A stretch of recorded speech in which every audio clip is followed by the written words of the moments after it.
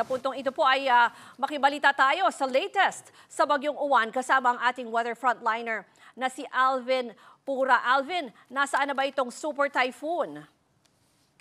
Magandang hapon, Ruth, at magandang hapon sa ating mga kapatid. Itong si Super Typhoon Uwan ay kasalukuyang nandito. Binabaybay po niya ng northeastern portion ng Bicol Region, dyan po sa Camarines Norte.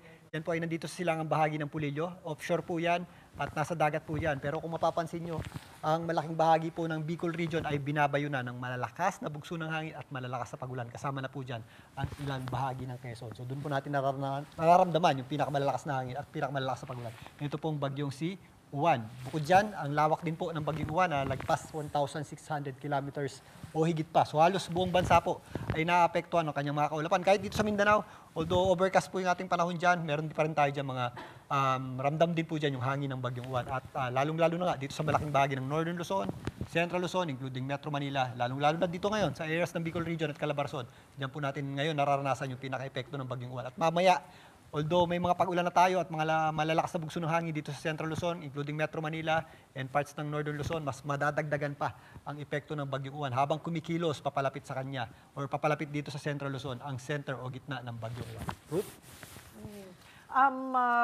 Alvin, ayan, nakita na nga natin, hindi inasahan na magla-landfall ito sa Catanduanes the past days. Ang lagi natin sinasabi si Isabela at sa Aurora. Ano ba ang nangyari para mas maintindihan ng ating mga kababayan? Kasi baka sabihin nila, hindi nyo naman na-mention yung Catanduanes. Anong nangyari?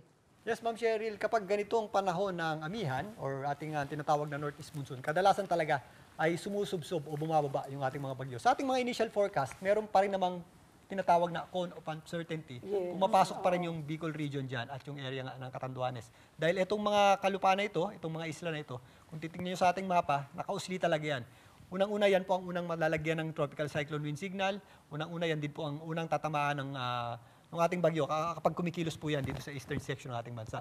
Pero dahil nga medyo bumaba yung track ng bagyong si Uwan, is sumabit po. Wala naman tayong official landfall sa ngayon, pero sumabit yung kanyang pinaka-eye wall, in which napakalaki nga ng mata nito, kaya sumabit yung kanyang eye wall. Kaya doon natin naramdaman kaninang umaga yung pinakamalalakas na hangin at yung pinakamalalakas na pagulan itong bagyong si Uwan. Ngayon nga, ipalayo na po yan dyan, pero ngayon meron pa rin tayong nararanasan ng mga pagulan dyan at mga malalakas na bugso ng hangin. Direct, dahil pa rin dito sa bagyong Uwan. Ngayon, kapag ganito pong nagkakaroon tayo ng mga bagyo, lalong-lalo na kapag bare months, is lagi po natin titingnan yung ating area of uncertainty of cone of probability dahil yung nakikita natin mga track natin, so bigyan natin yan ng example.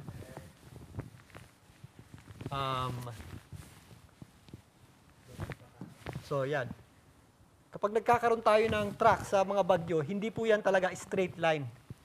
So yung ating mga bagyo, nagwawabol po yan. Wala pong bagyong straight line. Kahit i-plot po natin yung mga dinaanan yan, pag ganyan-ganyan po yan. So, akyat babat po yung ating mga bagyo. Itong straight line na yan, yung ating track is ating guide or ating reference point kung saan natin titingnan yung posibleng puntahan ng gitna or center ng bagyo. Kapag may ganyan po tayo, dapat talaga magre-ready tayo at maghahanda doon sa mga posibleng area na pwedeng puntahan ng ating bagyo or yung ating tinatawag na area of probability. Dahil not necessarily na dito dadaan yung center o gitna ng bagyo ay hindi na maapektuhan yung mga nasa itaas nito at yung mga nasa ibaba nito. At example nga dito kay Bagyong Uwan na napakalaki po nung mata o nung kanyang gitna. Kahit po yung gitna niyan ay dumaan dito sa isang area, halimbawa, dito po sa area ng Baler, dumaan yung kanyang mata. Buong area po ng Southern Baler, Central Aurora, Southern Aurora, pati po itong Northern Aurora is apektado dahil sobrang lawak na nung mata nitong Bagyong si Uwan.